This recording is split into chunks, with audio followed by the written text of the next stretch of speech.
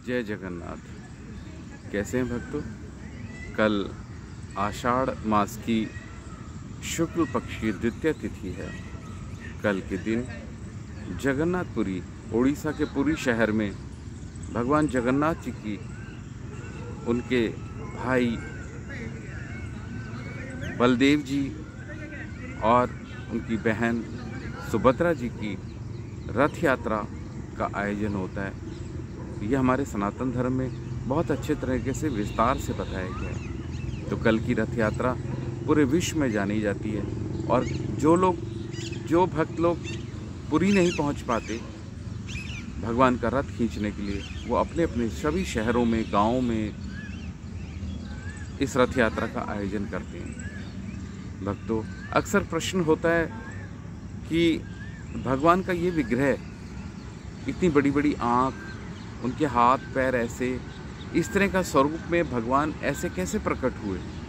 तो इसके पीछे जो शास्त्र कथा बताते हैं कि कलयुग में राजा इंद्रद्युम्न के सपने में, जो बहुत विशेष भक्त थे भगवान कृष्ण के, बहुत प्रिय भक्त थे और भगवान की भक्ति में हमेशा लीन रहते, राजा होने पर भी सारे वैष्णव आचार और वैष्णव नियमों का पालन करना, ऐसे राजा के सपने में भगवान ने दर्शन दिया और कहा कि दरिया किनारे एक वृक्ष है, वहाँ से उसको काट के लाके मेरा विग्रह बनवाओ और यहाँ पे मंदिर में स्थापना करो। राजा इंद्रद्युम्न ने ये आदेश दिया और वो वृक्ष को वहाँ से काट के लाया गया। अब समस्या ये आई कि इसको भगवान की विग्रह को के लिए कुशल कारीगर होना जरूरी है, कुशल बढ़ई का होना जरूरी है। तो उन्हें एक ब्राह्मण मिले जो उन्होंने बोला कि मैं इस विग्रह को बना सकता हूँ, लेकिन एक शर्त होगी और वो शर्त ये कि जहाँ पर मैं बनाऊँगा, जिस कमरे में मैं बनाऊँगा, वहाँ पर जब तक मैं ना कहूँ तब तक उस द्वार को कोई खोले नहीं। अगर ऐसा होगा तो मैं भी चला जाऊँगा और वो विग्रह ऐसे अधूरे रह जाएंगे, इसलिए मेरे कमरे को खोला ना जाए। बहुत दिन तक उसमें से आवाज़ आती रही तो राजा को लगा कि काम चल रहा है, लेकिन कुछ दिनों बाद वो आवाज़ बंद हो गई और बहुत दिनों तक इंतज़ार करने के बाद भी राजा इंद्रद्युम्न परेशान हो गए कि क्या बात है, कहीं उन ब्राह्मण को कुछ नुकसान तो नहीं हुआ। तो उन्होंने अचानक ही वो द्वार खोल दिया। द्वार खोल के देखा तो विग्रह अधूरे बने हुए थे और वो ब्राह्मण वहाँ नहीं थे। वहाँ पर उनको तब एहसास हुआ कि वो ब्राह्मण साधारण नहीं थे, वो साक्षात विश्वकर्मा थे।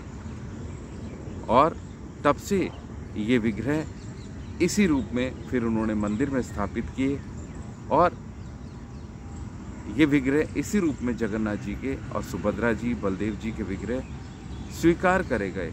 और उनके पीछे ये इतनी सुंदर कथा का विवरण है कि ये हमारे गौड़ीय वैष्णव आचार्य बताते हैं कि वास्तव में जगन्नाथपुरी जहाँ पर भगवान विराजमान रहते हैं, ये द्वारका स्वरूप माना गया है। द्वारका, भगवान द्वारका में रहते हैं और सुभद्रा अपने मायके को बहुत प्रेम करती थी, अपने भाई बलदेव और कृष्ण से, भगवान कृष्ण से बहुत लगाव रखती थी। इसलिए भगवान ने जो उनको स्वप्न देके ये जो 3 विग्रह बनवाए, तो कहा, जो हमारे आचार्यगण कहते हैं कि ये जो विग्रह है, ये जो रथ यात्रा है, ये द्वारका के स्वरूप में माना जाता है कि द्वारका से भगवान को वृंदावन ले जाना। इसलिए भक्त लोग भगवान की रथ यात्रा, रथ को बनाते हैं और उसमें भगवान को विराजमान करते हैं। और वृंदावन कौन सा, मैंने अपने उसमें चित्र में एक फोटोग्राफ पोस्ट की थी सुबह, उसमें गुंडीचा मंदिर वहाँ से 2-2.5 किलोमीटर दूर है। मंदिर से, जगन्नाथ मंदिर से 2-2.5 किलोमीटर दूर, उसी मार्ग में वो गुंडीचा मंदिर वास्तव में भगवान की मौसी का घर है। मौसी का घर बताया गया शास्त्रों में। भगवान भ्रमण के लिए अपनी मौसी के घर जाते हैं। भगवान का पीछे स्नान यात्रा थी तो उसमें उनकी तबीयत खराब हुई, जिसके लिए वो अपनी मौसी के घर जाते हैं और वहाँ मौसी के घर वो 9 दिन रुकते हैं। 9वें दिन वो वहाँ से फिर वापसी द्वारका के लिए चलते हैं। तो भक्त लोग जितने भी हैं सब भगवान को इसके लिए ऐसा आधार बताते हैं हमारे आचार्यगण कि गुंडीचा मंदिर वास्तव में वृंदावन स्वरूप है। वृंदावन स्वरूप। तो भगवान को वृंदावन की तरफ आने में बहुत आनंद आता है, ना कि भगवान को वृंदावन से दूर जाने में आनंद आता है। तो भगवान के भक्त जो हैं वृंदावन में ही है। भगवान ने शास्त्र में कहा भी है कि मैं एक पल के लिए भी वृंदावन से दूर नहीं होता, अपने भक्तों से दूर नहीं होता। भले ही भक्त भगवान से दूर हो जाते हैं इस माया जगत में, लेकिन भगवान का ऐसा वादा है, वचन है। तो मित्रों, कल बहुत शुभ दिन है, बहुत शुभ दिन है। भगवान के लिए बहुत सुंदर व्यंजन बनाएं, पकवान बनाएं, कल भगवान को भोग लगाएं। कोशिश करें अपनी कॉलोनीज़ में, अपनी कॉलोनी के अंदर भी ऐसी एक रथ यात्रा निकालें। हम लोग आजकल बड़ा प्रचार है कि हिंदू एक हो जाओ, हिंदू एक हो जाओ। हिंदू एक होने का एकमात्र कारण है कि आप सम्मिलित अपने कॉलोनीज़ के अंदर, अपने गाँव के अंदर, अपने मोहल्ले के अंदर एक भगवान की रथ यात्रा निकालें, बहुत सारा कीर्तन करें, भगवान के नामों का कीर्तन करें और प्रसाद वितरण करें। ये उल्लास, उत्साह जो है वो सारे सनातन धर्म के हिंदू जगत को बांध देगा, एक जगह एकाग्र कर देगा, एक चित्त बना देगा। इसलिए मेरी निजी प्रार्थना आप सबसे ये है मित्रों कि हम लोगों को रथ यात्रा निकालनी चाहिए। रथ यात्रा से हम लोग एकाग्र होंगे, एक चित्त होंगे और हमें पहचान में आएंगे कि हम लोग सब एक ही हैं। हमारे शास्त्र एक हैं, हम भक्तों को पहचान पाएंगे, शास्त्रों को पहचान पाएंगे, भगवान के धाम को पहचान पाएंगे। हम लोग अपने अपने धन को कहीं तो खर्च करते रहते हैं, ना तो हम अपने उस धन को भागवत का श्रवण करने में, आयोजन करने में खर्च करते हैं, ना ही जगन्नाथपुरी यात्रा के लिए हम अपना धन लगाते हैं। जगन्नाथ जी यात्रा नहीं करना चाहते, जगन्नाथ जी नहीं जाते रथ के लिए, भगवान के रथ के लिए। शास्त्र बोलते हैं कि जो भगवान की रथ यात्रा के रथ को खींचता है, चला के ले जाता है वृंदावन की ओर, उसके जन्मों के पाप कट जाते हैं, उसके जन्मों के पाप कट जाते हैं। हमारे बहुत सारे बुजुर्ग हैं, हमारे बहुत सारे उपदेशक हैं और जगह जगह हम लोग गर्व भी महसूस करते हैं कि मेरे तो बहुत पहचान वाले हैं और मेरे तो बहुत सारे ज्ञान वाले लोग हैं। लेकिन कभी किसी ने ये कहा कि भगवान की रथ खींचने से हमारे जन्मों के पाप नष्ट हो जाते हैं। तो मित्रों, कल बहुत सुंदर आयोजन, अभी भी वक्त है। आप लोग सम्मिलित रूप से सोसाइटी के रूप में, कहीं भी दोस्तों का ग्रुप है, चलिए, आइए, मिलिए और बैठिए और एक रथ यात्रा का आयोजन करें। बहुत सुंदर, सारी सनातन धर्म एकजुट हो जाएगा। पूरे विश्व में रथ यात्रा कल निकाली जाएगी। आप टीवी के माध्यम से भी कई जगह देखेंगे, तो आप उसमें क्यों नहीं शरीक होते? आपसे पूछता हूँ मैं कि आप इस तरह का आयोजन क्यों नहीं करते? आप और जगह शोर मचाते हैं, हिंदू एक हो जाओ, हिंदू एक हो जाओ। हिंदू एक होगा कैसे? तर्क कैसे है? शस्त्र उठाने से हिंदू एक होगा? रथ यात्रा निकालिए, भगवान की कृपा होगी, भगवान की कृपा से हिंदू एक हो सकता है, वरना तो ये खंडित ही रहेगा। भगवान की कृपा की तरफ हमारा ध्यान नहीं जाता और हम लोग सब संगठित होने की बात करते हैं। जब तक हम भगवान के संगति नहीं जाएंगे तब तक कैसे होगा? एक छोटी सी कथा और मैं यहाँ पर बता दूँ मित्रों।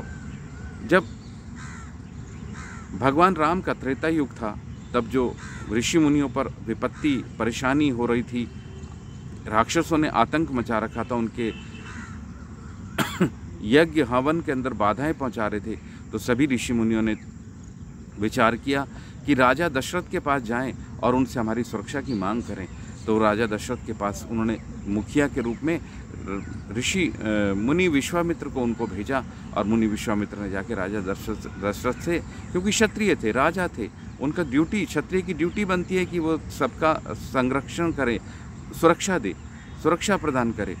ब्राह्मण हो, वैश्य हो या शूद्र हो, ये क्षत्रिय की ड्यूटी है, शास्त्र कहते हैं।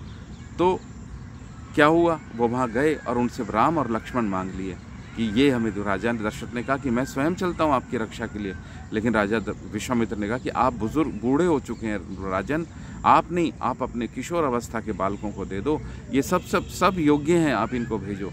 तो उन्होंने सलाह ली, किससे सलाह ली? गुरु वशिष्ठ से। गुरु वशिष्ठ उनके कुल गुरु थे, उनसे पूछा, उन ब्राह्मण से पूछा कि क्या ये करना उचित है? तो उन्होंने सलाह दी कि बिल्कुल उचित है, ऋषि मुनि जो विश्वामित्र जो मांग रहे हैं आप उन्हें दे दो। तो यहाँ पे एक तथ्य निकल कर आता है, तर्क निकल कर आता है। वो ये तर्क ये निकल कर आता है रहस्यपूर्ण कि जब कभी विपत्ति आती है, विपत्ति हमारे पास आई, राक्षसों की विपत्ति आती है, तो हमें भगवान का सहारा लेना चाहिए। विश्वामित्र किसका सहारा लेने गए थे? भगवान राम का सहारा लेने गए थे। हम भगवान का सहारा नहीं लेते। भगवान के पास साक्षात सुदर्शन है ना, सबका संहार कर सकते हैं। ताड़का का वध किया, सुबाहु का वध किया और बाद में रावण का वध किया, मारीच का वध किया, सभी का वध किया। तो जिस प्रकार भगवान की शरणागत लेने से यह तथ्य ये निकल कर आता है कि हमें अगर संगठित होना है तो हमें भगवान की शरणागत होना पड़ेगा, एकनिष्ठ होना पड़ेगा, खुद शस्त्र उठाने से नहीं, भगवान की शरणागत हो। अर्जुन भी तो शरणागत हुआ तभी तो जीत पाया। दुर्योधन तो स्वयं शस्त्र से जीतना चाहता था, जीत पाया? नहीं जीत पाया। लेकिन अर्जुन भगवान की शरणागत हो गया और जीत गया, जबकि कृष्ण ने तो शस्त्र ही नहीं उठाया था। तो ऐसी बहुत सारी हमारे शास्त्रों में कथाएं हैं जो हमें समझनी चाहिए और अपने मनगढ़ंत तरीके से हमें अपनी सुरक्षा का नहीं, हमारे शास्त्रों में सब चीज़ों के जवाब हैं और उसका सबसे पहला जवाब आता है श्रीमद् भगवद गीता से। हम भगवद गीता का संग नहीं करते, हम बहुत सारे उपदेशक बन जाते हैं, हम बहुत बड़े बड़े भाषण झाड़ते हैं, बड़े बड़े ज्ञान बांटते हैं फेसबुक पे, व्हाट्सएप पे, लेकिन हम भगवद गीता की शरण, भगवद गीता तो सब चीज़ों का सरल और उत्तम जवाब है। तो मेरे मित्रों, आप सबसे प्रार्थना है कि आप कल श्री भगवान जगन्नाथ की रथ यात्रा निकालें, छोटे स्तर पे निकालें, अपनी गली में निकालें, छोटे छोटे रथ बनाएं, रिक्शे पे भगवान का विग्रह रखें, उस पर रथ बना के कीर्तन करते हुए भगवान का रथ यात्रा निकालें, सजाएं उसको बहुत सुंदर तरीके से। भगवान प्रसन्न होंगे और आपकी सुरक्षा भी करेंगे। श्री राधे। जय जगन्नाथ, जय जगन्नाथ, जय श्री राधे। हरि बोल। श्री राधे।